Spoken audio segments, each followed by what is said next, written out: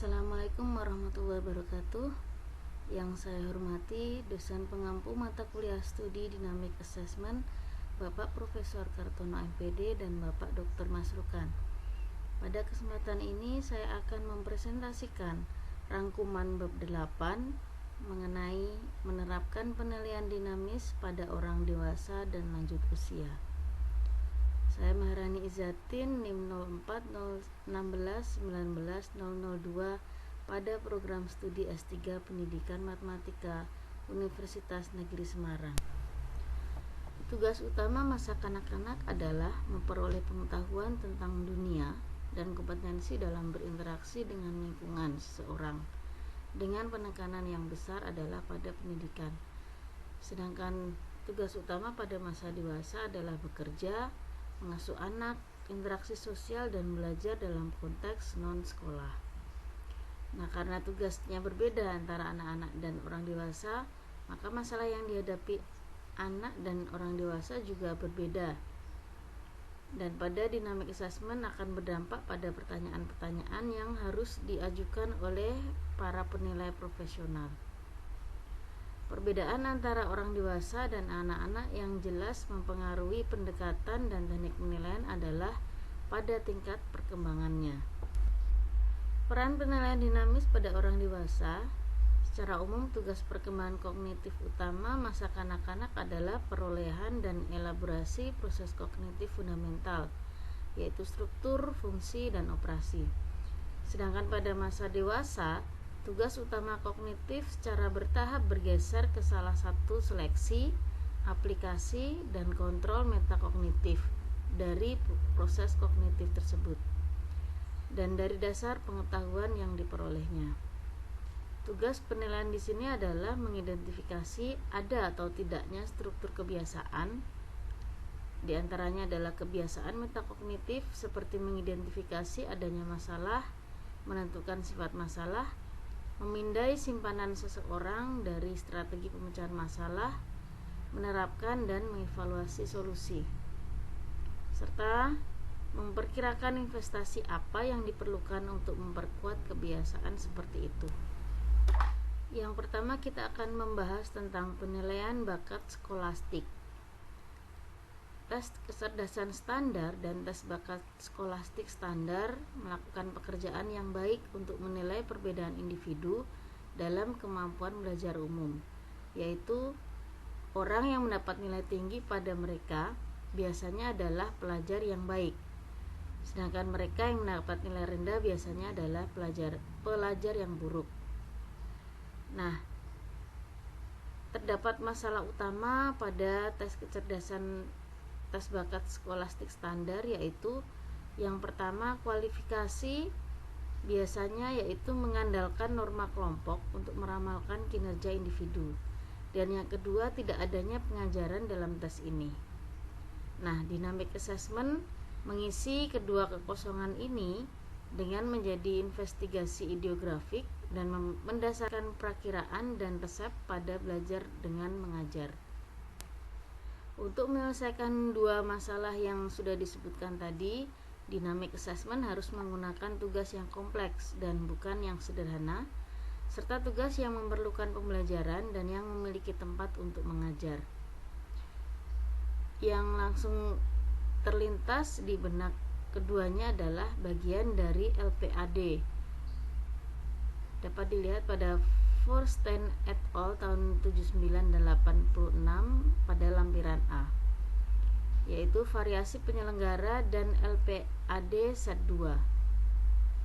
Keduanya membutuhkan pengumpulan informasi dari beberapa sumber dan aplikasi informasi tersebut secara simultan untuk menemukan solusi masalah. Akan berguna jika kedua tes benar-benar memiliki plafon yang agak lebih tinggi untuk menghindari kemungkinan tingkat kinerja yang sangat tinggi, menyisakan ruang untuk mediasi kombinasi kompleks dari operasi metakognitif. Ini adalah aksiomatik dalam psikologi kognitif eksperimental, bahwa semakin halus fenomena yang ingin ditemukan seseorang, maka semakin kompleks tugasnya. Penilaian berikutnya adalah penilaian bakat kejuruan. Terdapat 3 pendekatan umum untuk dynamic assessment bakat kejuruan, yaitu pendekatan pertama tanpa konten. Seseorang mengelola tes kemampuan kognitif dan metakognitif terlepas dari kontennya. Misalnya mengkategorikan, mengklasifikasikan, memperkirakan waktu, dan membuat desain stensil serta titik penghubung untuk menemukan hambatan metakognitif umum untuk kinerja yang efektif.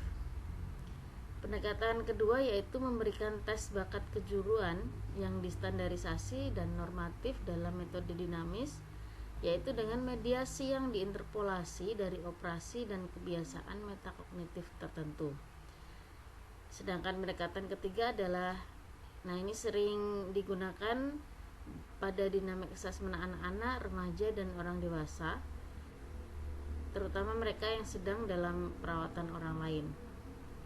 Pendekatan ketiga ini berguna dengan metode konten bebas atau berorientasi konten, dengan tujuannya adalah sebanyak untuk menunjukkan kepada orang lain kapasitas peserta ujian untuk perilaku yang lebih efektif dan fungsi kognitif seperti untuk menemukan informasi itu.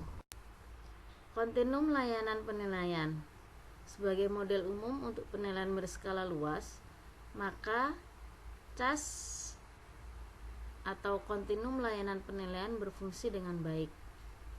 Model CAS ini mungkin tampak terlalu bergantung pada skor global, karena kemungkinan itu seseorang harus sangat peka terhadap perbedaan individu dalam kelompok dan variabilitas di seluruh domain fungsi dalam individu. Indikasi bahwa seseorang melanjutkan ke level berikutnya atau kelompok atau individu yang lebih kecil dari CAS meliputi yang pertama, variabilitas yang signifikan di seluruh domain fungsi. Kemudian yang kedua, setidaknya satu domain dengan fungsi sangat rendah dalam kaitannya dengan skornya yang lain. Kemudian satu atau lebih domain yang berfungsi sangat tinggi dalam kaitannya dengan skor lainnya. Berikutnya adalah mengamati secara informal tanda-tanda kerja atau motivasi belajar yang buruk. Dan yang terakhir adalah pertanyaan yang diajukan sebelum pengujian kelompok yang sejauh ini belum terjawab. Prosedur dan masalah pada kelompok dynamic assessment. Semua orang setuju bahwa dynamic assessment adalah proses yang memakan waktu dan seringkali mahal. Walaupun tidak harus demikian, sudah dibahas pada bab 3. Banyak yang telah mencatat bahwa penggunaan dynamic assessment akan lebih praktis jika dapat dilakukan dengan sekelompok orang pada satu waktu. Padahal itu biasa dan sudah dilakukan biasanya untuk keperluan penelitian. Tidak ada alasan yang baik untuk tidak melakukan dynamic assessment yang dikelola grup untuk tujuan non-penelitian. Tetapi orang harus memahami bahwa kesimpulan yang dapat dibuat berdasarkan dynamic assessment tidak selalu sama dengan yang dibuat pada dynamic assessment individu. Penilaian model CAS yang dibahas di bagian sebelumnya dari bab ini memiliki tempat yang jelas untuk kelompok dynamic assessment. Beberapa prinsip yang berlaku untuk grup dynamic assessment antara lain yang pertama, tugas harus sesuai dengan semua peserta sehingga kelompok yang relatif homogen dalam hal usia, tingkat kemampuan umum, dan fungsi adaptif biasanya disarankan. Yang kedua, instruksi harus cukup jelas untuk menghindari keharusan bekerja pada tingkat individu dengan satu atau dua orang dalam kelompok. Yang ketiga, mediasi yang akan diinterpolasi antara static pretest dan static post-test harus standar. 4. Penguji harus memiliki kemampuan untuk menanggapi pertanyaan secara individu dan kesulitan dengan tugas. Ini berarti memiliki satu atau lebih pemantau atau penguji pendamping yang dapat berpindah dari satu peserta ke peserta lain, menjawab pertanyaan, mengklarifikasi persyaratan tugas, dan memperkuat mediasi. Yang kelima, direkomendasikan untuk menggunakan tugas-tugas yang tidak membutuhkan tanggapan tertulis yang ekstensif. Dan terakhir, yang keenam adalah penguji harus mengontrol kecepatan pengujian sehingga semua peserta mengerjakan soal yang sama pada waktu yang sama. Masalah khusus tentang dynamic assessment pada lanjut usia. Pertumbuhan intelektual meskipun biasanya menurun dalam tingkat keseluruhan setelah masa remaja awal, dapat berlanjut hingga dewasa dan bahkan usia yang cukup tua. Dekade ke-8 atau ke-9 asalkan orang-orang itu tetap aktif secara intelektual. Fungsi intelektual dalam kematangan dapat dipengaruhi oleh banyak variabel, misalnya gangguan sensorik, polifarmasi atau penggunaan berbagai resep obat, aktivitas motorik yang melambat dan waktu reaksi, motivasi, tingkat pendidikan, dan variasi serta intensitas minat dan aktivitas intelektual. Oleh karena itu kita harus mempertanyakan sejauh mana penilaian kemampuan mental yang bermakna pada warga lanjut usia seperti pada orang yang lebih muda. Kehilangan ingatan yang efektif adalah salah satu area penurunan yang paling jelas di usia tua.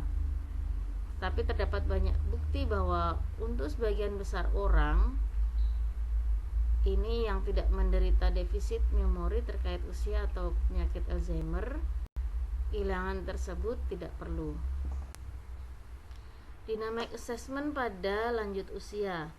Strategi metakognitif yang dapat digunakan untuk meningkatkan daya ingat antara lain: yang pertama, latihan pengulangan, kemudian yang kedua, pengelompokan asosiatif, yaitu pengelompokan item yang akan diingat menurut kesamaan esensial mereka. Yang ketiga, dengan membuat gambaran mental dari barang-barang yang akan diingat. Kemudian yang keempat, membuat daftar. 5. Menghubungkan informasi baru dengan informasi yang sudah dikenal sehingga bisa menempati kategori yang sama. Dan yang keenam, menghubungkan ingatan dan motif, yaitu menyadari mengapa seseorang mencoba mengingat sesuatu. Nah, semua strategi tersebut dapat dan harus menjadi bagian dari mediasi antara pretest dan posttest bersama dengan strategi pribadi yang mungkin disarankan oleh peserta ujian itu sendiri. Demikian pembahasan pada bab 8 tentang bagaimana menerapkan dynamic assessment pada orang dewasa dan lanjut usia. Terima kasih. Wassalamualaikum warahmatullahi wabarakatuh.